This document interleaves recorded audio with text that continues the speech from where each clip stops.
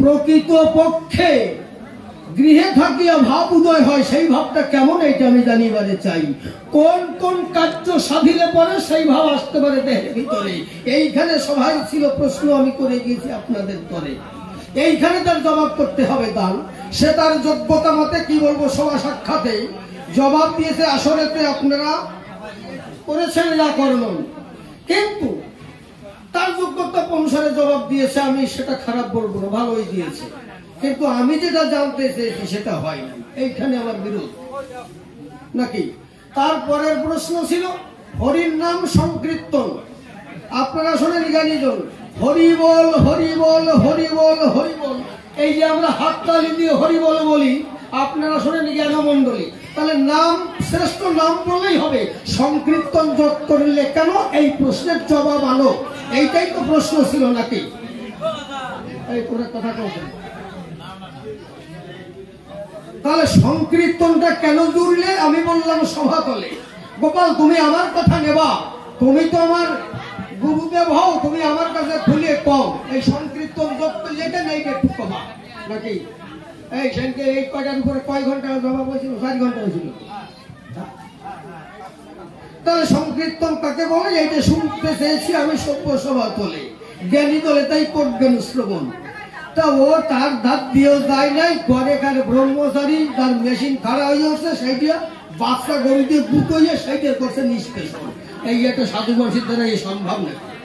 বাবা তোমরা কথা করছো কেন? তোমরা কবিগান বোঝো না? কবিগান কি তোমরা বোঝো না নাকি? শুয়ে পড়ো, শুনতে আমরা 3 জন মানুষ শুনবে। কবিগানটা আলাদা শিক্ষিত মানুষের প্রয়োজন। আমি যেখানে দাঁড়িয়ে আলোচনা করছি, তাহলে গোপাল সাধুর পক্ষে এইভাবে জবাব আমি আশা করি নাই। তারপরে আমি আসলে এই যে বুড়ো হয়ে গেছি, আমার 63 বছর বয়স। আমি কয়ে যাব, আমি জবাব দিয়ে যাচ্ছি, আমি সকলটুকু করবো। আমার এই মুম্বাই বাদে বিজনেস চাদর ঘোরা হয়ে গেছে, ও কয় আসল গাড়ি ডলিয়ে ধুয়ে গেছে। কারণ ওই দিতে আইছি নাকি? হ্যাঁ কথা কাও, কোন জায়গা কি কাও, আর নিজের ব্যায়াম জোগাড় করে নিচ্ছ কেন? মানুষকে তো হেও প্রতিপন্ন করো কেন? হ্যাঁ ব্যাপারটা কি অভ্যাসের পরিণত হয়েছে নাকি? শোধ হয়ে যাওয়া 2 দিনের মধ্যে কেউ ঠেকতে পারবে না, এ করে না। তা গোপাল সাধু যেভাবে এসে আমি বলি আপনাদের পাশে জবাব করেছে দান, সব মানি নিলাম, কিন্তু এই গল্পটা কি ঠিক হয়েছে? আপনারা বিবেচনা করেন দেখুন। জুত হয়েছে তো চোখে আঙুল দেখা দিয়ে যেতে পারি সবগুলো। সকল ঠুকি ভুল করছিস, মানুষ বোঝে না, তাই গান শোনে। আমার মতন যদি 25টা শ্রোতা আসর থাকে, এখনকার সরকারকে কবি গান গাইয়ে তা নিয়ে যাও, তা নিয়ে যাবে।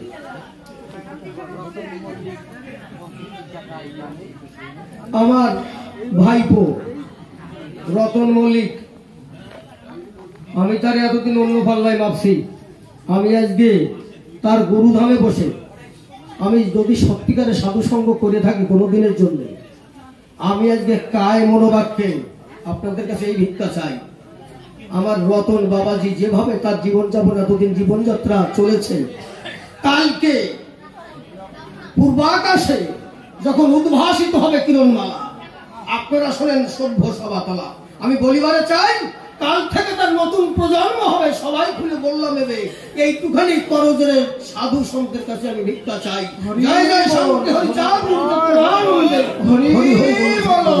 এই 50টা টাকা আমার দেওয়া না, এতে ওর যে কতখানি পাওনা হলো 1 বছর পরে বুঝে নেবে। অসিত বাজে কথা বলে না, যেটা বলে যায় সেটা সঠিক। আমার যে আজকে যে গোসাই ধামে গান গাচ্ছি, ইনি হচ্ছে হরসুদ গোসাই ধরা, আমিও হরসুদ গোসাই ধরা। সম্পর্কে আমার গুরু ভাই, কিন্তু ও জগতে এই জগতে নাই, ও তো আমার ভাগ্নিয়া। এই জন্য ওরে বাবা কইয়া আমি সম্মান জানাই, বাংলা বাবার সমান। এই তাহলে আমি বলেছিলাম যে ব্রহ্মচর্য কেমন ভাবে শিখতে হবে, এই প্রশ্ন সবাই করেছিলাম কৌমিত নাকি। তা ব্রহ্মচারী কি করতে পারে ছাতা জিজ্ঞেস করে জানি, ব্রহ্মচারী কি করতে পারে সেটা হরিদাসের দেখি বুঝি, যার মুখের কথায় ক্যান্সার সাথে কয়েকদিন আরো সাজিয়ে গেছে। 18 বছর ফল ভাই যায় নাই, সে কটা ফল ভাই যাইছে, ওটা ব্রহ্মচারীরা পারে আমি জানি।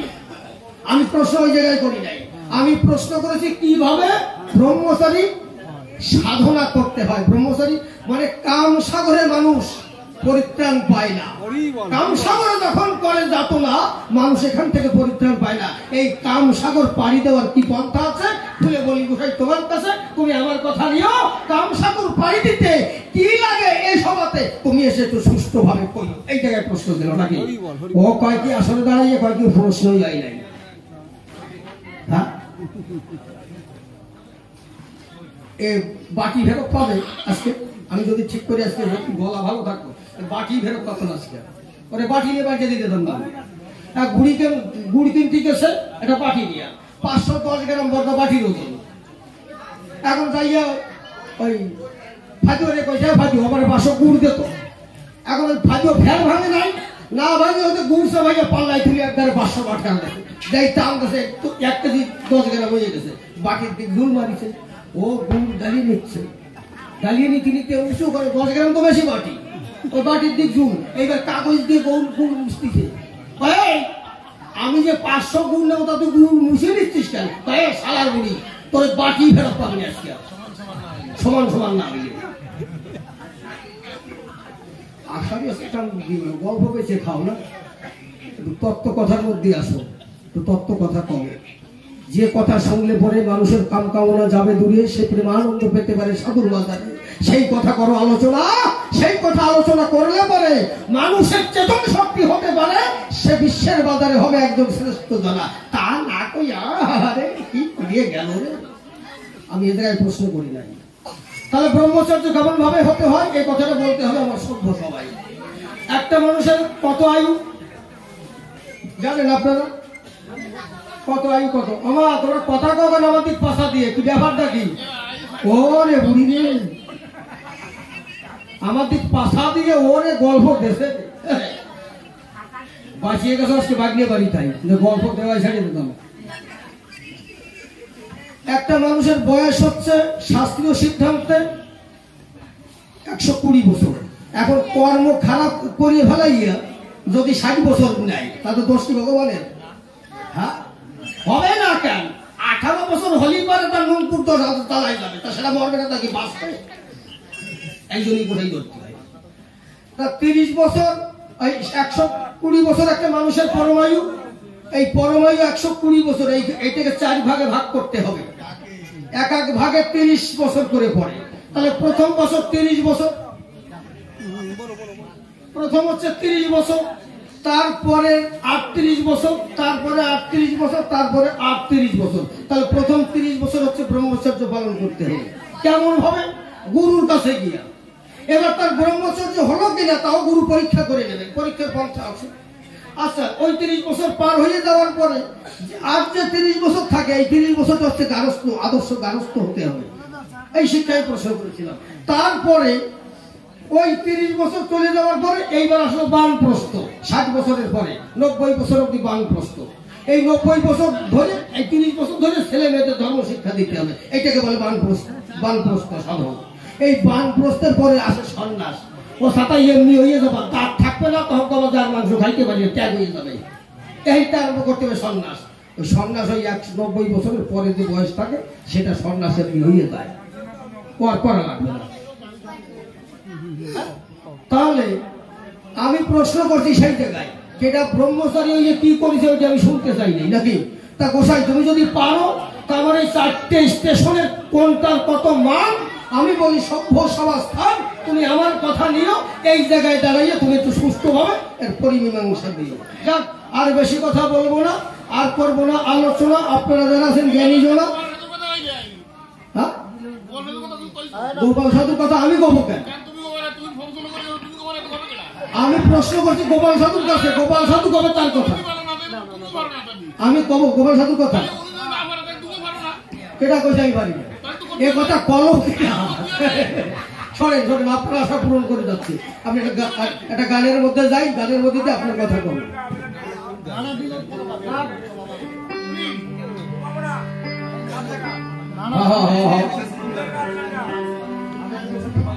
না না, অত কথা কবে, কথা কবে সুযোগ দিতে হবে। নদী নদী ও নদী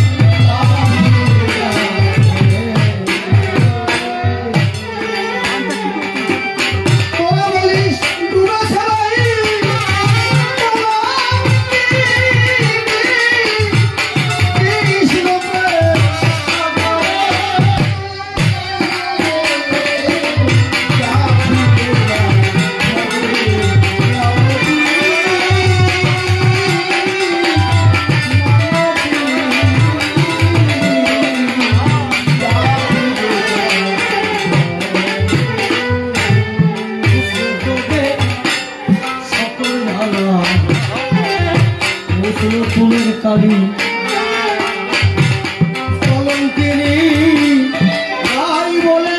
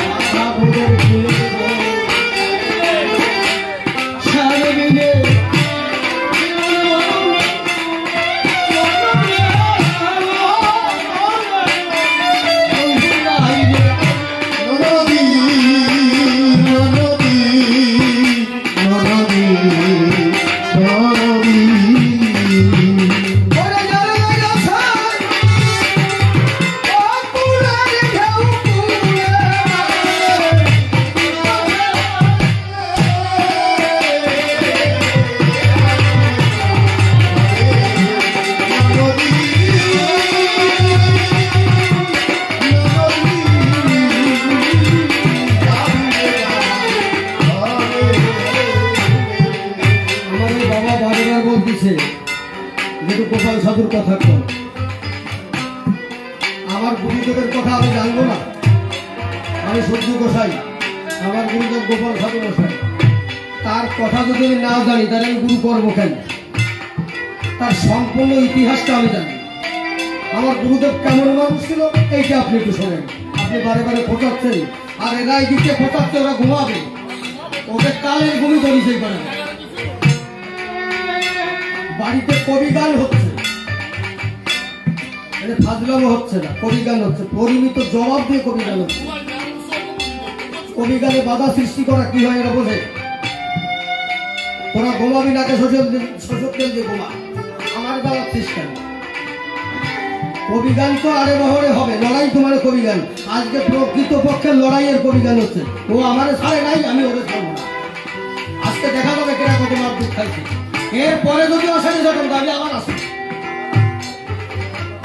তার গোসাইকে যদি বাড়ি ছাড়া লাগে, আমার বাড়ি ফাঁকা আছে, যাক ওরা ঘুমাবে। বাড়ি কীর্তন বসাইতে ঘুমাবা, ঘুম ডাক্তার বসতে ঘুমাও। কবিগান তো শোনো নাই, যাও একটুখানি 3 ঘন্টা গাইয়ে চলিয়ে যায়, মোহরা দেয় না কেউ। আমি কইছি না যে সুভাষ সরকারের আলী মোহরা বাবা আর অসিত সরকার ওই থাকে, এরা 2 ভাই গান গায়, 8 ঘন্টা কেউ কেউ জানে না। আজকে আমার ভাই না বাড়ি গিয়ে ভাই এক থালার মাংস দিয়ে ভাত খাবো, কিন্তু এই জায়গা না, এটা আলাদা জায়গা। গোপাল সাধু তো আমার মানুষ শোনেন, 1760 বিঘে জমির মালিক ছিল ওই ছোট বাজার, তাই তো 1760 বিঘে জমির মালিক। সকলটুক এক কথায় এবার গুরুচাঁদ ঠাকুরের লিখে দিছিল, তোমরা পারবা? গোসাইকে লিখে দিতে 1 বিঘে পারবা না। গোপাল সাধু লিখে দিয়েছিল 1760 বিঘে গুরুচাঁদের নামে। এই হচ্ছে গোপাল সাধু। বাড়ি কোথায়? লক্ষ্মীখালী, সুন্দরবনের গায়ে। গোপাল সাধু কৃষকেরা ধান কাটতে গিয়ে দেখে যে জমিতে বাঘ, কৃষকরা ধান কাটে নাই, ফিরে চলে এসেছে। গোপাল সাধু দরবারে জানিয়েছে, মালিক জানিয়েছে। গোপাল সাধু বলে আমার জমিতে বাঘ, তাহলে একটু যাই। গোপাল সাধু নিজে যখন গেছে, ওই বাঘিনী বাচ্চা দুটোকে গোপালের পায়ের উপরে দিয়ে হাত জোর করে বলছে, গোপাল বহু জন্মের কুকর্মের ফলে জন্ম নিয়েছি ব্যাঘ্র কুলে, গোপাল তুমি আমার কথা নিও, এবার যদি তোমার মানব জন্ম হয়, গোপাল জানাই তোমার রান্না পায়, একজন কৃষ্ণ ভক্ত হরি ভক্ত মায়ের বান্ধার মধ্যে মানব জন্ম দিও। আজও সুন্দরবনের বাঘে গোপাল রে বাবা কইয়ে ডাকে।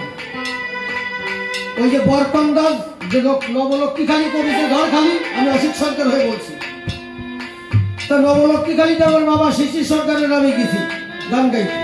তা সেই লোকটার এখন 123 বছর কি 24 বছর বয়স, বাঁচি আছে, মরে নাই। গোপাল সাধুর ধরা ঘরখালি নবলক্ষ্মীখালী যিনি স্থাপন করেছেন, তা উনি যখন তাবু ফেলে যখন ছেলে মেয়ে বসে আছে, চারিধারে বাঘ, মাঝখানে ওরা বাঘের জিভ থেকে লটপট করে জল ফেলছে, লালা ফেলছে।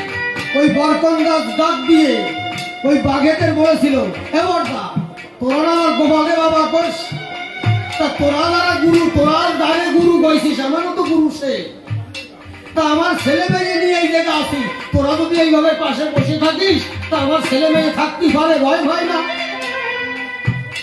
ওই বাঘ চোখের জল ফেলতে ফেলতে সেখান থেকে চলে গেছে। আজও তাদের পাহারা দিয়ে রাখে, তাদের বিরতি করে। ওই বনের বাঘ এখনো ঝড়খালিতে দেখে আসবেন। আমার গোপালের নামের গুণ, আমার গোপালের ধামের গুণ, আমার গোপালের বলের গুণ শুনি তো আসো, তাই সম্পূর্ণ ঠিক বললাম না, একটু বলে গেলাম। আমি গোপালের বায়ু কথা জানি না। একটা গান গায় না, শোনেন, তর্ক করবেন না, একটা গান গায়, ওরে আমি ঘর ছাড়া হয়েছি রে বন্ধু তো আশার সারা পাইয়া, ওরে আমি ঘর ছাড়া হয়েছি রে বন্ধু তোর আশার সারা পাইয়া। মানেটা কি?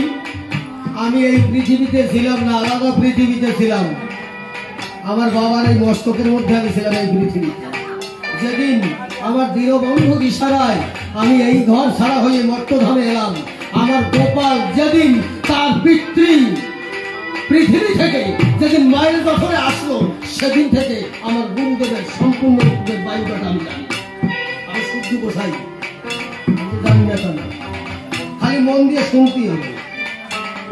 না শুনে যদি চেতরাইয়ে পড়ে, আমাদের বাড়িতে রসিদ চেতরা গাচ্ছে, আমরা শুনবো কেন? খালি চেতরাইয়ে যাবো বাবাকে।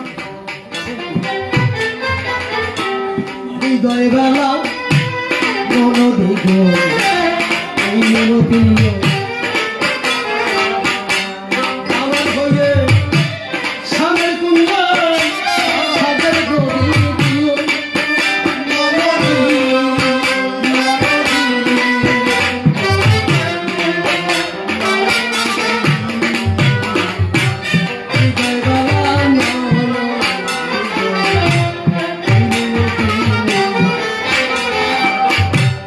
আমার হয়ে স্বামীর কুণ্ড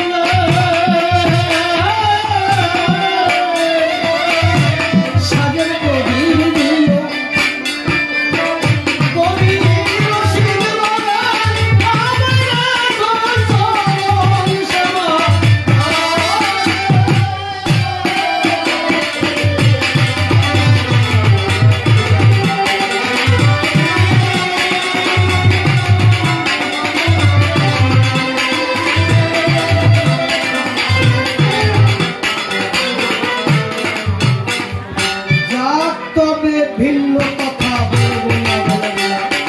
এইখানেতে ছেড়ে যাবো এইবারে গোবর্ধনের স্বভাবের আসিবে, তাহার ভাবের কথাগুলি খুলিয়া কহি, কোন সেভাবে ভাবনা সে উঠেই যাবে, সেই কথা শুনলেই বসে যাওয়া। যদি এবার ব্যক্তিগত পরে আক্রমণ, দ্বিতীয়বার আমি আবার দিব বলসন, তৃতীয়বার আমি আবার দিব বলসন, অল্পে অল্পে নদী যায় খান, আমি কেন দাঁড়াবো, সবাই বন্ধ করি। এইখানে সমস্ত ঘটনা আমি করে দেবো, এইটা আমার আগে মনে রাখতে হবে। যদি আবার লড়াই লড়াই করে যায় আসরে, তারে আজ রাতে আমি দিব না কথা। এইখানে মানুষ বলা শুরু করতে চাই নাকি বলে সবাই মিলে বলে আপনারাও বসে বসে শুনবেন, বলে বলবেন আর কথা আমি বলবো না, বলবো না। এইখানে ছেড়ে বলবেন আমার বাদকরা, এইখানে আমি আর আমার মনে সব একবার গোপাল চন্দ্র ভক্তবৃন্দ বলুন হরি হরি।